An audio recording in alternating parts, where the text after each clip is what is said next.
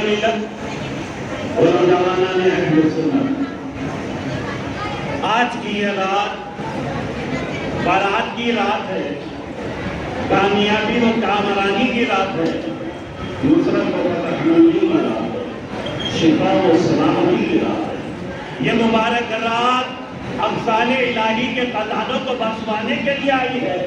یہ گناہ و سیان سے زخم ہوتا دلوں کے لیے مسیحا بن کر آئی ہے،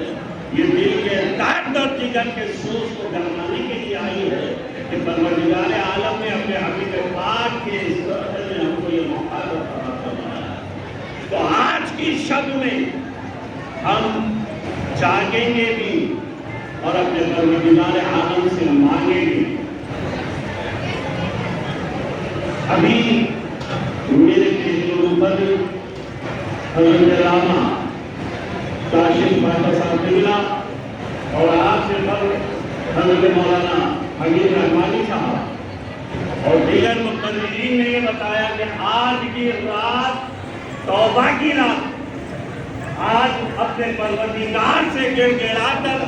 اپنے گناہوں کی بخشش طلب کریں، کیونکہ آج کی شب میں رب تبارک و تعالی اپنے گناہگار بندوں کو مغفرت کی تقسیم کروا۔ اور ایک بات میں آپ کو بتا دوں کہ یہ خانقاہوں میں بتایا جاتا ہے کہ اللہ تعالی نیکوکار سے زیادہ گناہگاروں کو پسند کرنا، مگر کون سے گناہگار؟ وہ گناہگار نہیں جو گناہ کر کے ٹھیک بنے رہے، شرمندگی پشیمانی نہ ہو، ان سے محبت نہیں فرماتا، بلکہ ان گناہگاروں سے محبت فرماتا ہے جو گناہ کر کے اس کی بارگاہ میں آ جائے، گڑ گڑاتا ہوا، روتا ہوا۔ اس وقت اللہ تعالیٰ کو ایسی محبت ہوتی ہے جب وہ بندے پر اپنی رحمت کا خصوصی نزول پر چنانچہ حضور پیران پیر غوث اعظم دستگیر شیخ عبدالقادر جیلانی رضی اللہ تعالی عنہ فرماتے ہیں کہ میں ایک مرتبہ خانہ کعبہ میں بیٹھا ہوا تھا، ایک ستون سے ٹیک لگائے ہوئے کہ مجھے غنودگی آئی اور میرے قلب پر یہ ہلکا ہوا کہ اے عبدالقادر، مجھے نیکوکار سے زیادہ گناہگار پسند ہے۔ حضور پیران پیر نے عرض کیا مولا تجھے تو نیکوکار پسند ہونا چاہیے تھا، لیکن یہ گناہگار کیوں؟ فرمایا کہ ہاں مجھے نیکوکار سے محبت ہے، مگر ان سے زیادہ ان گناہگاروں سے محبت ہے جو گناہ کرنے کے بعد میری بارگاہ میں آ جائے روتا ہوا، گڑ گڑاتا ہوا۔ مجھے اس وقت ایسا لطف آتا ہے کہ میں ان پر اپنی خصوصی رحمت کا نزول کرتا ہوں۔ اور فرمایا کہ عبدالقادر نیکوکار تو اس امید میں رہتے ہیں کہ ادھر کام تمام کے ادھر جنت مل جائے گی، گویا نیکوکار جنت کو تکتے رہتے ہیں، لیکن گناہگار میرے مکھڑے کو تکتے رہتے ہیں کہ مولا اگر تیرا کرم ہو جائے تو ہمارا بھی بیڑا پار ہوگا۔ تو میرے دوستو، اللہ رب العزت ان گناہگاروں پر خاص رحمت کا نزول فرماتا ہے جو اس کی بارگاہ میں گڑ گڑاتے ہوئے روتے ہوئے آئیں، اور اس رحمت کو حاصل کرنے کے لیے اکابر اولیاء اللہ گناہگاروں کی لوگڑی اوڑے ہوئے، باوجود گناہوں سے پاک و صاف لوگڑی اوڑے ہوئے رب کی بارگاہ میں پیش ہوئے۔ حضور قطب الدین بختیار کاکی جو خواجہ پاک معین الدین چشتی رضی اللہ تعالی عنہ کے خلیفہ اول، آپ اپنی تصنیف میں یہ واقعہ نقل فرماتے ہیں، اور اس واقعے کو آپ اگر پورے توجہ کے ساتھ اور منظر کشی کے ساتھ سماعت کر لے تو بڑا ہوتا ہے۔ میں آپ کے توجہ کو باندھنے کے لیے آپ کی مدد بھی کرتا چلوں کہ دیکھو حضور قطب الدین بختیار کاکی اپنی تصنیف میں لکھتے ہیں کہ وہ خانہ کعبہ ہے، بیت اللہ شریف ہے، کہ کچھ لوگ طواف میں مصروف ہیں، تو کچھ لوگ نماز نافلہ ادا کر رہے ہیں، تو کچھ لوگ ذکر و اذکار میں مشغول ہیں، تو کچھ لوگ خانہ کعبہ کو تک رہے ہیں۔ النظر الی کعبۃ العبادہ، خانہ کعبہ کے کو تکنا بھی عبادت ہے۔ النظر الی عالم العبادہ، ایک عالم کے چہرے کو تکنا بھی عبادت ہے۔ کہ کچھ لوگ خانہ کعبہ کو تک رہے ہیں، کہ ایسے میں ایک شخص جس کے چہرے پر نقاب ڈالا ہوا ہے، جس کا چہرہ نقاب سے ڈھکا ہوا ہے، وہ خانہ کعبہ کے درخت کو ہاتھوں میں تھامے ہوئے آہ و بکا کے ساتھ یہ بیان کرتا جاتا اور روتا جاتا کہ مولا تیری کائنات میں اتنی مخلوق نہیں جتنے میرے گناہ ہے، مولا تیری کائنات میں اتنے درخت نہیں جتنے میرے گناہ ہے، ان درختوں کے اتنے پتے نہیں جتنے میرے گناہ ہے، مولا تیری کائنات میں اتنے پرندے نہیں جتنے میرے گناہ ہے، ان پرندوں کے اتنے پر نہیں جتنے میرے گناہ ہے، مولا تیری کائنات کے ریگستان میں اتنے ذرات نہیں جتنے میرے گناہ ہے، مولا تیری کائنات کے سمندروں میں اتنا جھاگ نہیں جتنے میرے گناہ ہے۔ یہ بیان کرتے جاتے اور روتے جاتے، ان کے رونے کی وجہ سے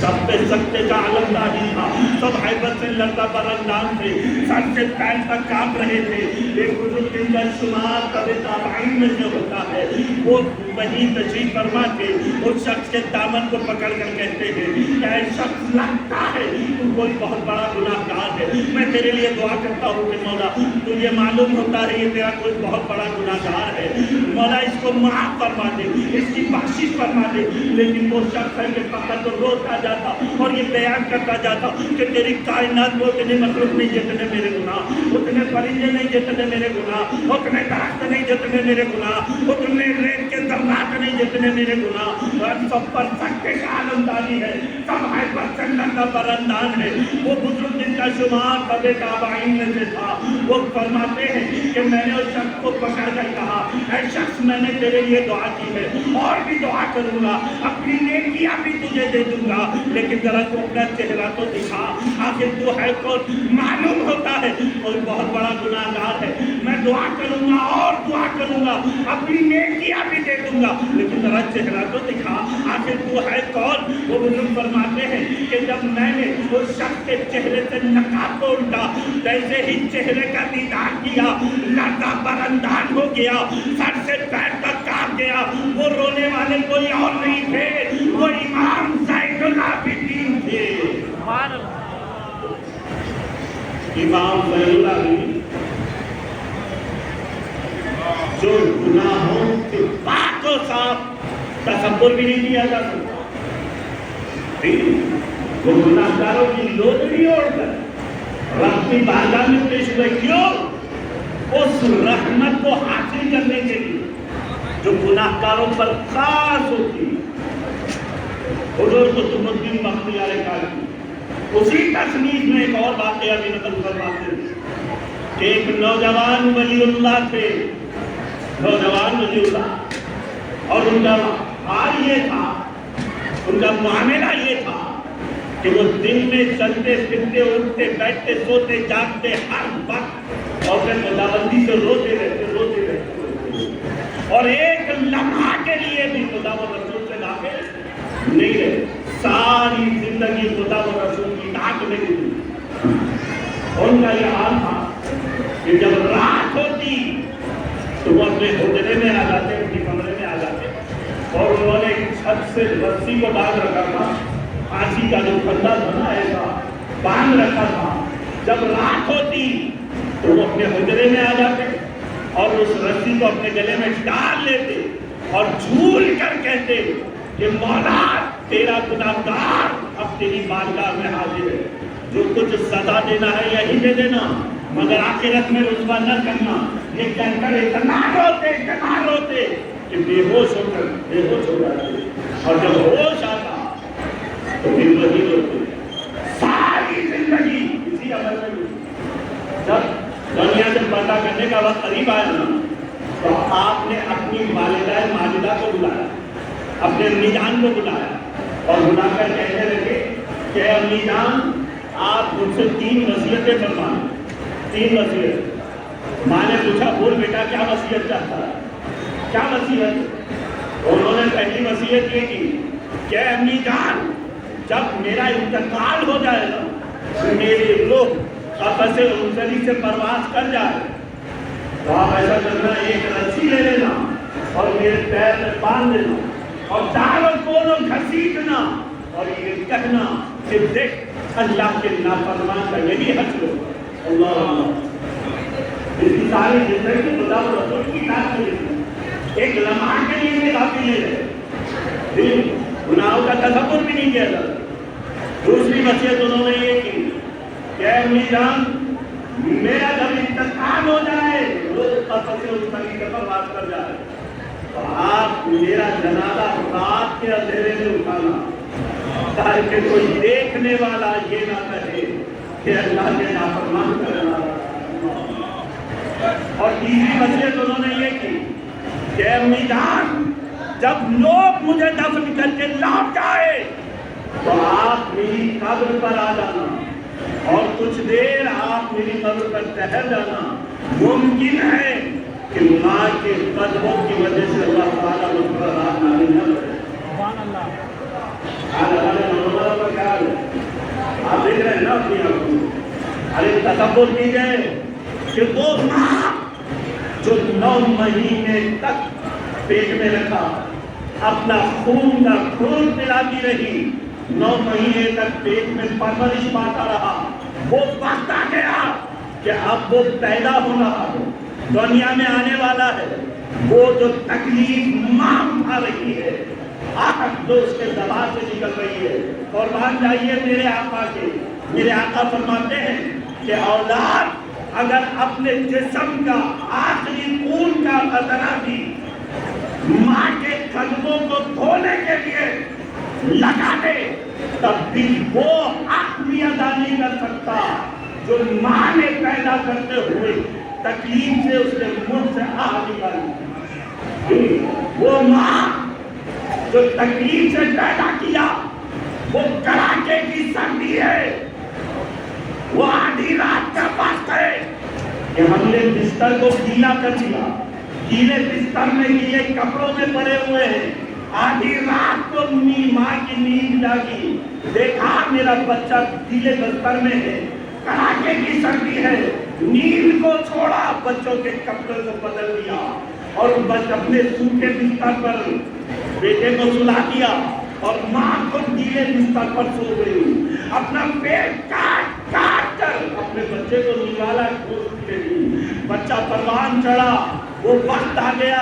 کہ اب نکاح کی ضرورت ہے۔ ماں نے دیکھا میں نے اپنے بچے کے لیے نکاح کر دیا، ماں نے نکاح کر دیا، بیوی آئی، آتے ہی سکھانا شروع کر دیا، تمہاری ماں ایسا کہتی ہے، تمہاری ماں ویسا کہتی ہے، تمہاری ماں یہ کرتی ہے، تمہاری ماں وہ کرتی ہے، اور یہ چوروں کا غلام بیوی کے باتوں میں آ کر ماں کے ساتھ بد کلامی کرتا ہے، گالی گلوچ کر رہا ہے، ماں کے ساتھ مار پیٹ کر رہا ہے۔ ارے جہنم میں جائے ایسی اولاد جو اپنے ماں کے ساتھ بدتمیزی کرتے ہیں۔ قربان جائیے میرے آقا کے۔ میرے آقا فرماتے ہیں کہ اگر تم نے والدین کو دن میں ایک محبت بڑی نظر سے دیکھ لیا تو وہ حج مقبول کا ثواب پائے گا۔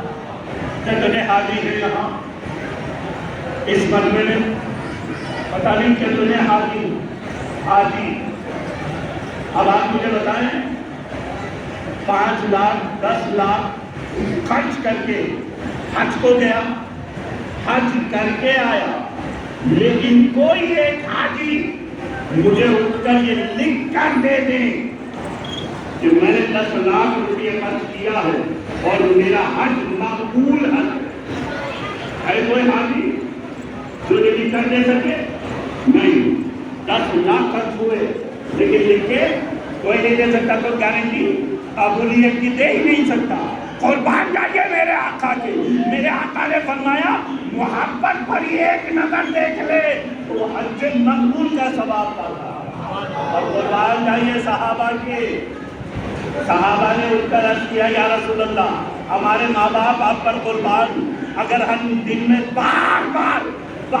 بار محبت کی نظر سے دیکھیں، میرے آقا आका ने फरमाया ना, तो फिर वो बार बार हज मकबूल का सवाब पाता है। ये वालिदैन के हुए, आओ औलिया अल्लाह की बारगाह हमसे सीखो कि वालिदैन की अज़मत क्या है। हज मुख्तसर ये दोनों जवान वलीउल्लाह का विसाल हो गया, रूह नफस से उस सदी से परवास कर गई। माँ ने वायदे के मुताबिक रस्सी लेकर हाथों में पैर में बांधने के लिए आगे बढ़ रही थी कि हाथ निकलने से आवाज आई, खबरदार ऐ खातून, हमारे दोस्त के साथ ऐसा सलूक न करना, हमारा दोस्त तो हमसे मिल चुका। ये औलिया अल्लाह की बात का सीखने की आखिरी बात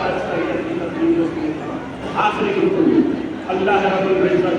ऐसा करीम रब है हमारा कि वो चाहता है कि किसी न किसी तरह मेरे बंदों की मग़फ़िरत हो जाए, मेरे बंदों की बख्शिश हो जाए,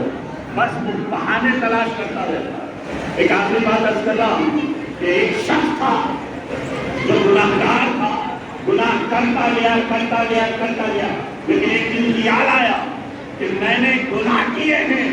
लेकिन चाहता हूं कि रब की बारगाह में तौबा कर लूं। तो वो गया रब की बारगाह में तौबा के लिए, तौबा की, रब ने तौबा को कबूल भी फरमा लिया। वापस आया, रह ना सका, फिर गुनाह कर बैठा, तौबा को तोड़ा, तौबा शिकनी की, फिर गया रब की बारगाह में, फिर उसने तौबा की, रब ने तौबा को भी कबूल कर लिया, फिर वापस आया, फिर गुनाह कर बैठा। तो इस तरह उसने 1 नहीं, 2 नहीं, 10 नहीं, 20 नहीं, बल्कि 70 मरतबे तौबा की और 70 मरतबे तौबा को तोड़ा, तौबा शिकनी की। अब वो मायूस होकर बैठ गया, अब वो सोचने लगा मैंने 70 मरतबे तौबा किया और 70 मरतबे तौबा को तोड़ा है, अब अगर जाऊंगा मैं रब की बारगाह में तौबा के लिए तो खुद काट दिया जाऊंगा। वो बैठ गया नहीं तौबा के लिए, हातिफ़ ग़ैब से आवाज आई, क्या गुनाहगार बंदे, तूने 70 मरतबे तौबा की और 70 मरतबे तौबा को तोड़ा और अब भी तू ही मायूस होकर के बैठ गया है। अरे अब भी आजा मेरी बारगाह में तौबा के लिए, मैं अब भी तेरी तौबा कबूल करने के लिए तैयार हूं। अरे चोरी तो तेरी तन है, मेरे यहाँ कभी नहीं। ऐसे करीम रब, ऐसे करीम रसूल पाक की उम्मत में रब ने हमको पैदा किया हो, तो ये बात ज़हन में रखें कि आज की रात तौबा और इस्तिग़फ़ार की रात है,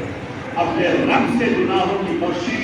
तलब करने की रात है। आज की रात फिजूल मंतरबाजी में इंस्टाग्राम फेसबुक पर गुजारने की रात नहीं है। गिड़गिड़ा कर अपने रब से अपने गुनाहों की बख्शिश तलब करें, तभी हमारी दुनिया और आखिरत दोनों कामयाब। आखिर दावाना अल्हम्दुलिल्लाह।